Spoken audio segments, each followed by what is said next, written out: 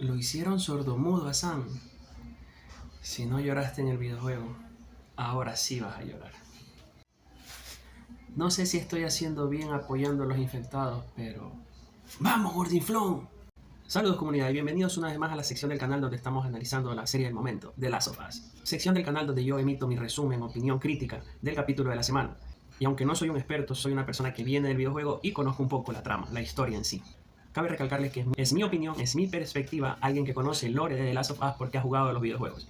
Capítulo 5 de la primera temporada. Mitad de temporada donde se cierran algunos arcos argumentales, donde han aparecido algunos personajes provenientes del videojuego, y también la serie se ha dado sus licencias para incluir personajes nuevos, pero dándonos la información suficiente para entender a los personajes, qué es lo que los motiva, y mismo dándole su cierre a su arco argumental. Tuvimos la aparición de Marlene, que nos dieron una información sobre ella, la jefa de las Luciérnagas. Tuvimos la aparición de Tess, que también tuvo su cierre en el capítulo 2, donde los personajes Bill y Frank, que tuvieron la explicación de su arco argumental y su cierre en el capítulo número 3.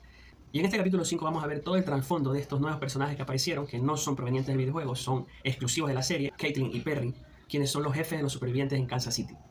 Y adicional los personajes de Henry y Sam. Empecemos por partes, vamos a abordar el arco argumental de los nuevos personajes introducidos en la serie, Caitlin y Perry. En este capítulo nos muestra toda la información con respecto a Caitlin, sus motivaciones y el porqué todo ese sentimiento de persecución, de venganza que tiene contra Henry.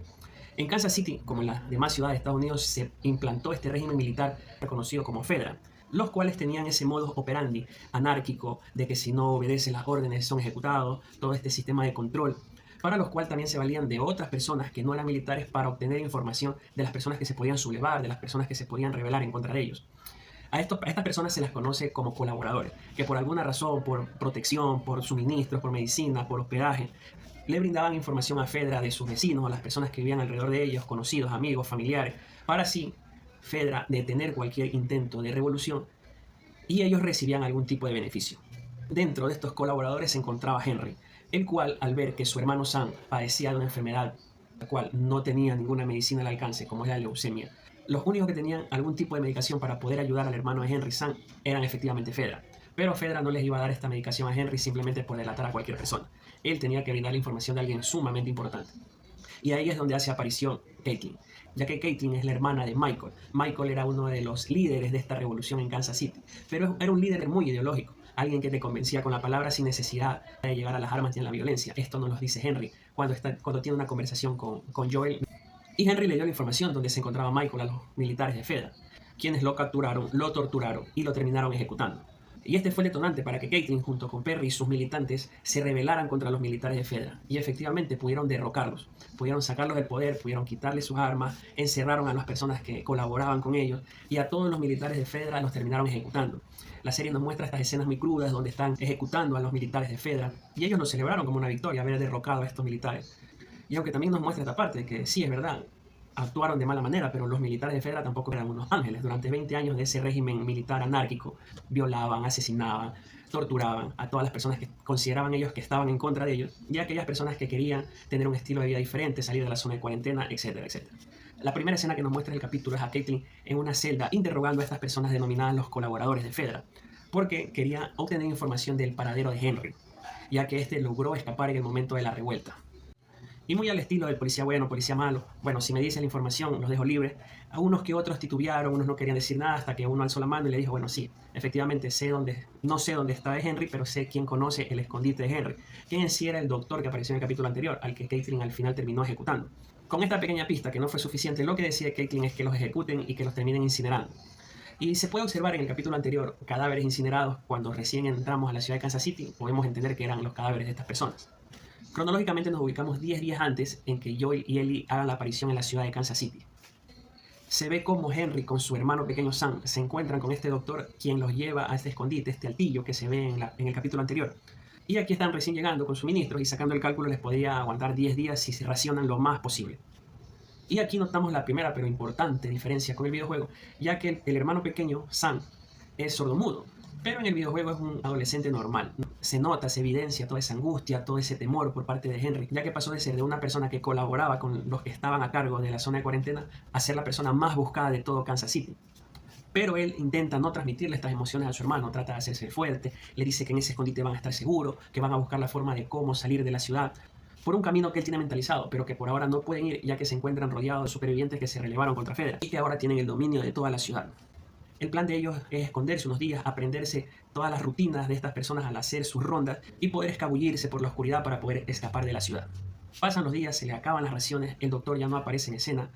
Henry deduce, y muy ciertamente, que si no aparece todavía es porque o escapó o lo atraparon y ya está muerto a esta altura. Al verse en esta situación, lo único que decide Henry es escabullirse y poder escapar.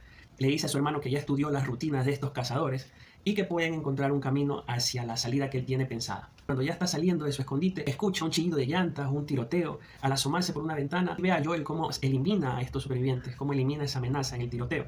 Y al ver que es una persona que no es de Kansas City y que elimina a estas personas que lo están emboscando, lo único que piensa es que puede servirle de ayuda. Por eso decide seguirlo hacia el otro edificio donde en el capítulo anterior se escondieron con Ellie para pasar la noche. Y sorteando las trampas que dejó Joel, ese vidrio tirado ahí para que haga bulla, que no sirvió de nada, llegan hasta el cuarto donde estaban durmiendo Joel y Ellie.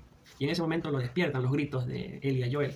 Y Henry la tiene apuntada a Ellie y Sam lo tiene apuntado a Joel. Y con mucho nerviosismo, con las armas, que no tenían municiones, pero eso no sabía Joel, trata de negociar con Joel para que ellos bajando las armas, ellos puedan conversar y que no se hagan daño mutuamente. Pasan la noche y al día siguiente lo que tenía pensado Joel de tener una vista panorámica de la ciudad para poder encontrar una ruta de escape, se da cuenta de que todas las rutas de escape están custodiadas por la gente de Caitlin y Perry. A lo cual Henry le responde que tiene una ruta de escape, que no está custodiada, pero que quiere hacer negociaciones con Joel y que él le sirva como una especie de guardaespaldas. Ya que Henry no tiene ningún tipo de experiencia con el manejo de armas, le confesó a Joel que con el momento que los estaban apuntando las armas no tenían municiones y que lo hizo cagadísimo de miedo. Y él, al ver todas las destrezas que demostró Joel al eliminar a estos 3 supervivientes, entonces Henry le dice que él le brinda la ruta de escape, le enseña cuál es la ruta de escape, pero que él le sirva como su guardaespaldas. Y deciden ir hacia esta posible ruta de escape, no sin antes preguntarle cómo es que sabe esta ruta de escape. A lo que él dice que, bueno, que como tenía conocidos en Fedra, lo que hizo Fedra para poder librarse de todos los infectados es encerrarlos en estos túneles y así no se propaguen hacia la superficie. Pero que hace 2 años, él trabajando con un militar de Fedra, le dice que ya todos estos infectados que habían estado encerrados en los túneles ya habían desaparecido. O bien porque se habían secado, como vimos en el capítulo 2, ya con la inactividad. Estas raíces, estos infectados terminan como disecándose. O porque se habían ido buscando nuevas personas a que infectar. Entonces, en teoría, estos túneles estaban libres para que ellos puedan acceder a las afueras de la ciudad. En el momento que va a ingresar a los túneles, ya se evidencia por parte de Joel que confía algo en Ellie, ya que inmediatamente le dice que saque su arma para que ellos dos puedan contrarrestar cualquier tipo de amenaza. Efectivamente, como había manifestado Henry, la información fue verídica de este amigo militar y no se encontraba ningún tipo de infectado en el área. Tenían una vía libre, pero que tenían que avanzar rápidamente si no querían ser sorprendidos. Por estos túneles llegan a un punto como una especie de guardería, que es la fiel copia de lo que pasa en el videojuego. Y Joel recuerda que había escuchado de estos asentamientos debajo de la tierra para protegerse de los infectados que se encuentran en la superficie. Las personas supervivientes habían hecho una especie de asentamiento, un grupo de familias, y evidentemente tenían niños, y habían creado su especie de guardería. Y ahí podemos encontrar unos juegos, ahí alguien encuentra un cómic, este cómic que aparece también en el videojuego en algunos escenarios que tú tienes que irlos recolectando. Recordemos que este cómic no existe en la vida real, es netamente original del videojuego, y en este caso también de la serie. Al ver esta situación en la que Sam y Ellie se encuentran en un lugar tranquilo, encuentran algunos juguetes, estos cómics para leer, Joel y Henry deciden descansar un momento para que ellos puedan tener este momento de relax y se olviden un poco del desastre que está pasando en la superficie y todos los problemas que los están persiguiendo. Entonces existe una conversación entre Joel y Henry. No tienen tanta interacción como en el videojuego. En el videojuego tienen mucho más conversaciones, se hacen confesiones de gustos, de hobbies. En cambio, aquí en la serie, sus conversaciones son un poco limitadas, ya que él le había confesado que era un colaborador de Fedra. Él sabía lo que hace un colaborador y lo considera un traidor, una rata, alguien que delata a sus compañeros. Entonces tiene una postura distante todavía con Henry, pero que entiende su situación, ya que Henry le había confesado de que él entregó a Michael, entregó la información para que lo pueda encontrar, ya que Fedra le había prometido a Henry la medicación para Sam. Que aunque no le confiesa a Henry que él había sido papá, Henry lo puede deducir muy claramente por las interacciones que ahora Joel tiene con Ellie, que ahora se muestra un poco más paternalista, un poco más protector y que tiene más afinidad con él. En este punto se pueden observar muchas similitudes con el juego, como por ejemplo, en el juego puedes encontrar unas cartas de las personas que se encontraban en este tipo de asentamiento, en esta guardería, que te muestra un poco la historia que ellos vivieron. Fue una persona que llegó por una ruta marítima y que se encontró en esta situación de estar solo en las tuberías y que se reunió con otros supervivientes y crearon este asentamiento. En la serie tratan de hacer un símil con esa historia. Lo que sí es diferente con el videojuego es que aquí, en la serie, Joel deduce de que en estos asentamientos puede haber existido algún error, alguien dejó algo abierto, o hizo algún sonido, o lo detectó algún infectado, y estos infectados ingresaron y contagiaron a todas las personas, y por eso ya no encontraron ninguna persona viva. Pero en el videojuego se muestra una parte un poco más cruda, donde Joel encuentra los cadáveres de esta persona. lo que le lleva a la conclusión de que ellos se suicidaron porque a lo mejor ya se les acabaron los suministros o porque se encontraron con una amenaza inminente y que no podían sortear. Deciden seguir con la caminata por los túneles para encontrar la salida a las afueras de la ciudad. Y aunque la conversación entre Joel y Henry se había vuelto un poco áspera, la relación entre Sam y Ellie era todo lo contrario. Habían compaginado muy bien, estaban jugando, se estaban divirtiendo. Entre ellos intercambiaban ideas, aunque no verbalmente, ya que como mencioné en la serie han hecho esta inclusión de que Sam sea una persona sordomuda, pero tenía su libretita donde anotaba y trataba de comunicarse con Ellie. La serie nos muestra las imágenes de alegría como para que la audiencia todavía se sienta enganchada con esa luz de esperanza. Pero estos juegos se ven interrumpidos por Joel, quien decide que ya han descansado lo suficiente y que tienen que avanzar. Cuando logran salir por estos túneles ya es de noche y se encuentran con un ambiente desolado y casas que no se muestran ningún tipo de actividad. Pero a lo que empiezan a salir de la ciudad son sorprendidos por un francotirador.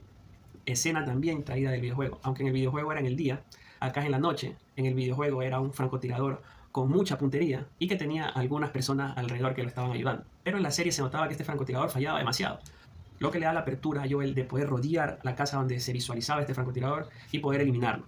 Aquí se muestra otra actitud de confianza de Joel hacia él, ya que al principio Ellie no quería que los dejen solos, pero Joel muy firmemente le dice: si confías en mí, déjame hacer lo que yo sé hacer.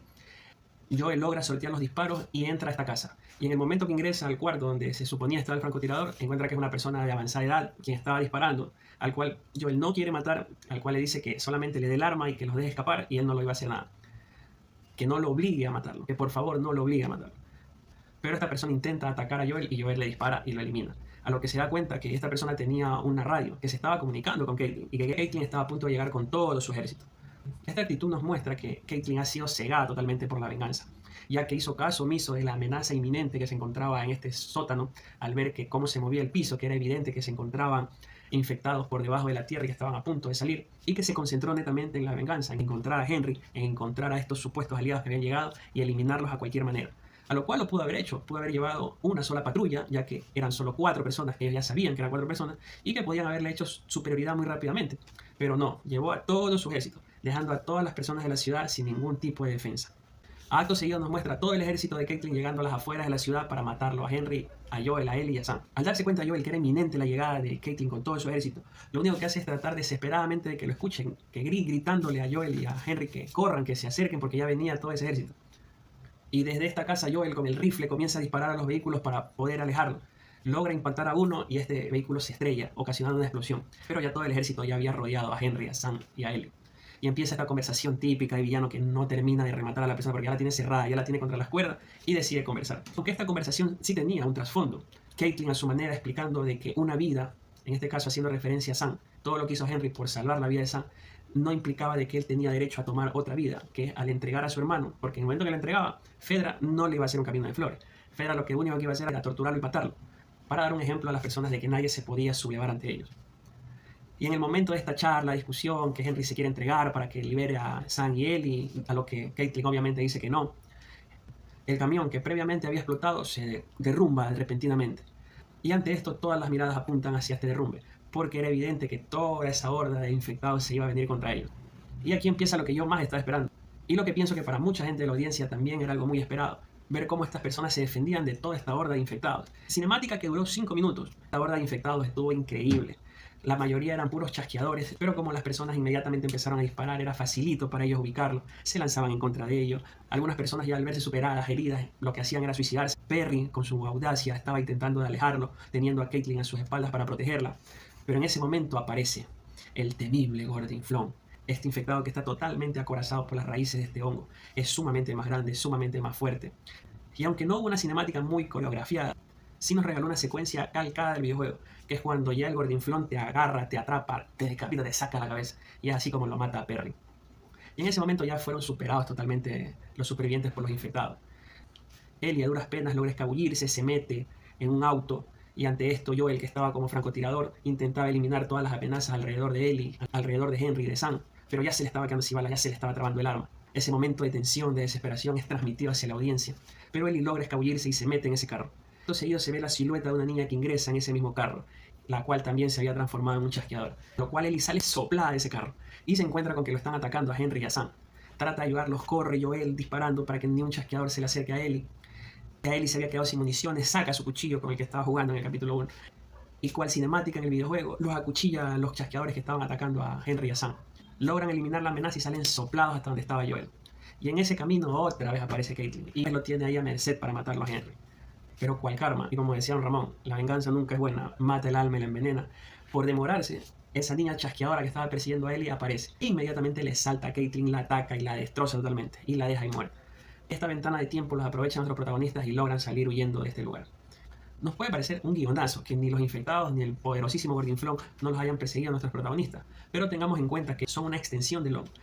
Y este hongo, como todo depredador, siempre va a buscar a su presa, donde haya más personas donde puede infectar, y esto era la ciudad. Eso es que no le paran bola prácticamente a los protagonistas, y en el momento que acaban con todos los militares salen corriendo directito a la ciudad a seguir infectando a todas las personas que encuentren.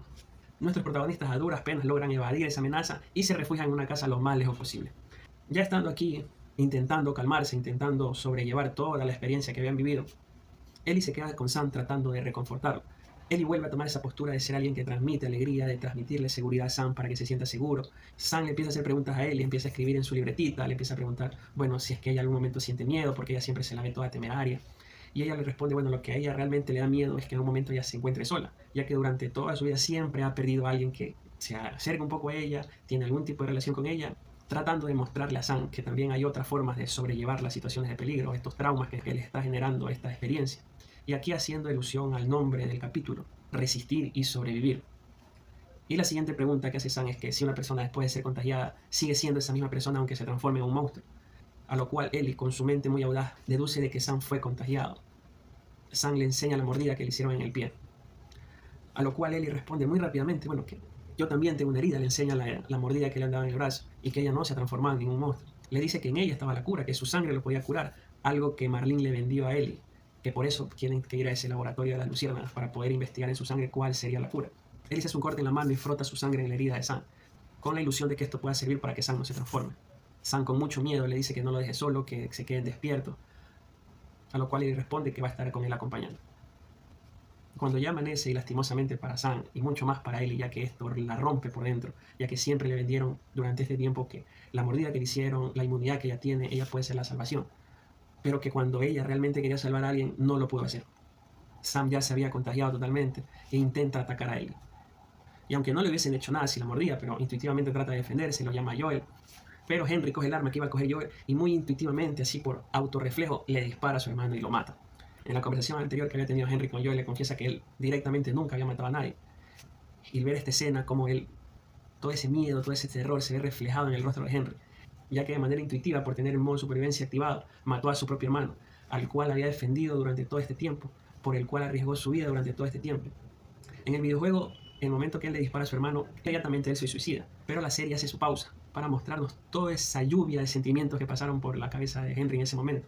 Y aunque Joel trata de convencerlo, trata de quitarle el arma, que suelte el arma, en el momento en que ya sale de ese shock, hace lo mismo que en el videojuego, coge el arma y se suicida. Este escenario es muy impactante para él, que aunque ella durante todo el camino de esta temporada nos ha mostrado, siempre ha tratado de ver el lado positivo a todo lo que le está pasando. Siempre trata de interactuar lo que más pueda con las personas que conocen. Lo hizo con Tess, lo hace constantemente con Joel y lo hizo muy amenamente con Sam y de manera muy discreta con Henry. Pero ese era su punto de vista. Ella siempre se mostraba como esa parte alegre que te podía hacer olvidar todo este mundo de mierda en la que están viviendo en ese momento. Pero en ese punto Ellie se quebró.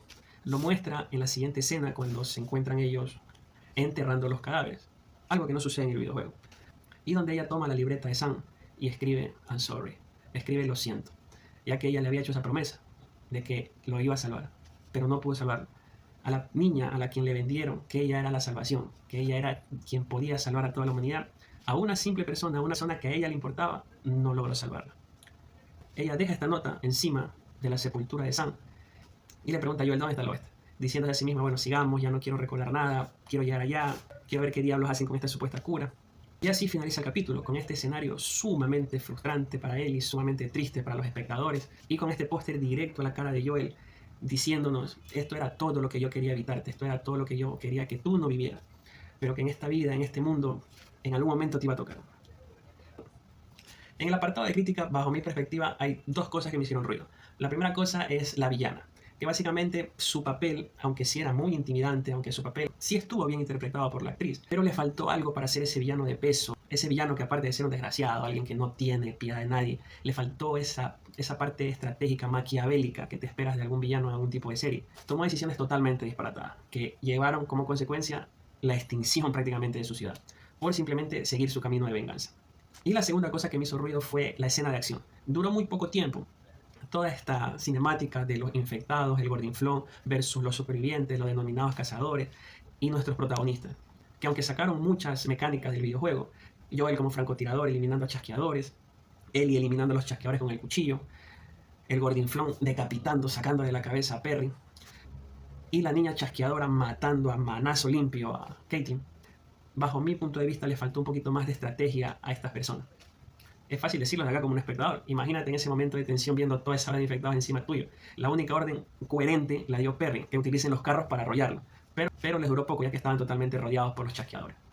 Y de allí, como siempre, la serie es muy apegada al videojuego, no puede abordar todas las mini tramas que se presentaban en el videojuego, pero que trata que las personas que no vienen del videojuego tengan la suficiente información de todas las tramas argumentales y les da un cierre digno. El cierre para estos nuevos personajes, tanto Caitlyn como Perry, fue que sus malas decisiones llevaron de un punto de haber conseguido su libertad al punto de la extinción. Netamente por seguir el camino de la venganza. Algo de lo que Michael, el hermano de Caitlyn, le decía que deje eso allí, que consiga el objetivo, que consiga liberar a la gente, pero que lo perdone a Henry. Si ella no sacaba a todos los militares de la ciudad, los infectados hubiesen seguido debajo de tierra, nuestros protagonistas salían de la ciudad y todas las personas en Kansas City quedaban tranquilos, libres, sin que nadie los moleste. Y bien, comunidad, eso era todo lo que tenía que decir con respecto al capítulo 5 de la primera temporada de la serie de Last of Us. Si llegaste hasta aquí, las recomendaciones de siempre. No olvides darle me gusta, compartir con tu comunidad para que este video llegue a más personas posibles. Y lo más importante, y lo que no cuesta nada, suscribirte al canal. Por ahí encontrarás una campanita, dale click y así ayuda a que esta sección del canal siga teniendo mucho más videos. Nos vemos la siguiente semana en el capítulo número 6.